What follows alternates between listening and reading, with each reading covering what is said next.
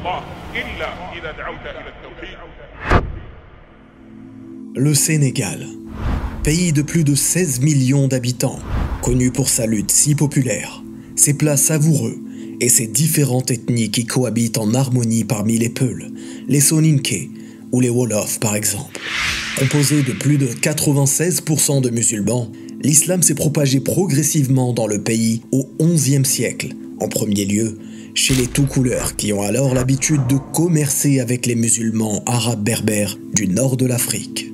Mais aujourd'hui, le pays compte plusieurs groupes religieux se réclamant de l'islam. Et si je dis se réclamant de l'islam, c'est que leur pratique est parfois totalement opposée au dogme de base de l'islam, qu'est le tawhid. Pour commencer, soyons honnêtes, si pour nous le mot marabout évoque immédiatement un sorcier, ce n'est en réalité pas la définition de ce mot. Un marabout est avant tout un homme de religion qui accompagne les plus jeunes de sa communauté vers l'apprentissage religieux. Finalement, un peu comme un imam. Dérivé du mot portugais maraboto, lui-même dérivé du mot arabe murabito, qui est traduisible par « celui qui assure un lien ».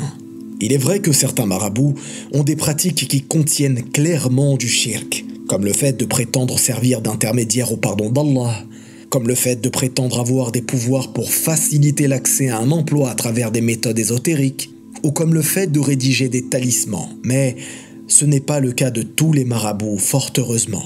Celui qui effectue une demande de repentir à un autre qu'Allah effectue du shirk, du grand polythéisme, car il n'a pas concrétisé son tawhid dans les noms et attributs d'Allah, car c'est lui certes le pardonneur, El-Ghafour.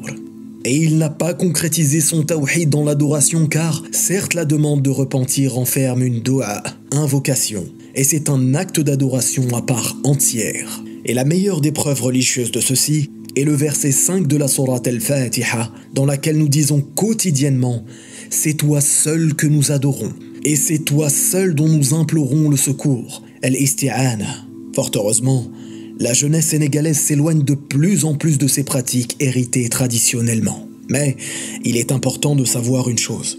Les Sénégalais ont un tel respect envers leurs parents et des valeurs familiales tellement fortes qu'il leur est parfois difficile de montrer leur désapprobation de ces pratiques au grand jour. Beaucoup de parents, eux aussi, ont la conviction que ces pratiques sont totalement interdites en islam.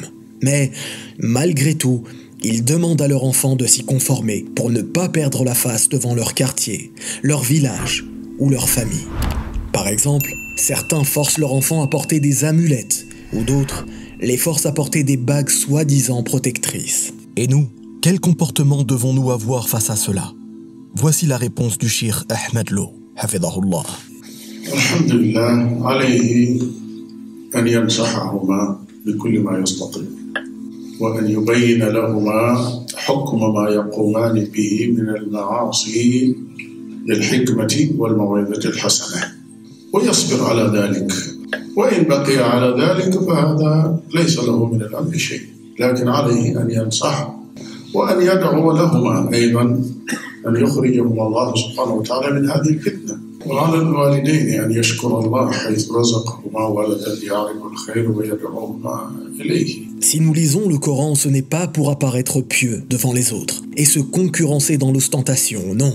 C'est pour le méditer en tirant des enseignements. Allah nous informe dans la sourate Luqman au verset 21 « Et quand on leur dit « Suivez ce qu'Allah a fait descendre », ils disent « Nous suivons plutôt ce sur quoi nous avons trouvé nos ancêtres. » Et ce donc même si le diable les appelait au châtiment de la fournaise. En lisant cette parole d'Allah, nous sommes alors convaincus que dans les anciennes générations, des personnes refusaient d'abandonner la pratique de leurs ancêtres, tout comme aujourd'hui. Il est alors de notre devoir de ne pas reproduire ce comportement, tout en étant musulmans. D'ailleurs, de nombreux polythéistes à l'époque de la révélation méprisaient le prophète sallallahu alayhi wa sallam, mais croyaient en Allah et reconnaissaient qu'il était le seul créateur. Mais en même temps, ils ne voulaient pas abandonner leurs idoles, à qui ils faisaient des invocations pour obtenir des bienfaits. À leur sujet, Allah nous informe dans la sourate Les Araignées au verset 61 « Si tu leur demandes qui a créé les cieux et la terre et assujetti le soleil et la lune, ils diront très certainement « Allah ». Comment se fait-il qu'ensuite, ils se détournent du droit chemin? Il est aussi important de parler des innovations religieuses. c'est-à-dire des pratiques religieuses que le prophète sallallahu alayhi wa sallam n'a jamais effectuées. Je peux citer par exemple la confrérie Tijaniya, qui demande aux pèlerins de leur groupe qui partent au Hajj d'ajouter et d'effectuer des rites inconnus à ceux pratiqués par le prophète sallallahu alayhi wa sallam, comme le fait d'aller visiter certaines tombes ou autres. Mais bien entendu, face à la tradition, beaucoup de personnes n'arrivent pas à se défaire des actes d'innovation et de polythéisme. Pour finir, il est important de préciser que ces mots ne concernent pas tous les Sénégalais, bien au contraire. De nombreux d'entre eux sont aujourd'hui des sachants et des savants de confiance. Le Sénégal, un pays magnifique où le quotidien rime avec éducation, bienveillance, générosité et religiosité. Aujourd'hui, le Sénégal figure parmi les pays les plus pieux au monde, avec une jeunesse bien souvent enracinée dans la mémorisation du Coran et dans la recherche de la science. Plusieurs centres religieux d'ailleurs ouvrent jour après jour, avec une croyance pure parmi les gens de la sunna et du juste milieu. De moins en moins de personnes ont recours à la sorcellerie, l'idolâtrie ou le suivi aveugle de maîtres spirituels. Qu'Allah subhanahu wa ta'ala préserve ce magnifique pays et préserve nos frères et sœurs au Sénégal. Qu'Allah subhanahu wa ta'ala les fasse vivre en sécurité et dans la meilleure des voies. Amin. Et toi, dis-moi en commentaire quel pays tu aimerais voir prochainement dans le même format, qu'il s'agisse d'un pays musulman ou non musulman. Je te dis à très bientôt, insha'Allah. Wallahu a'lam. Barakallahu fikum. Wassalamu alaykum wa rahmatullah.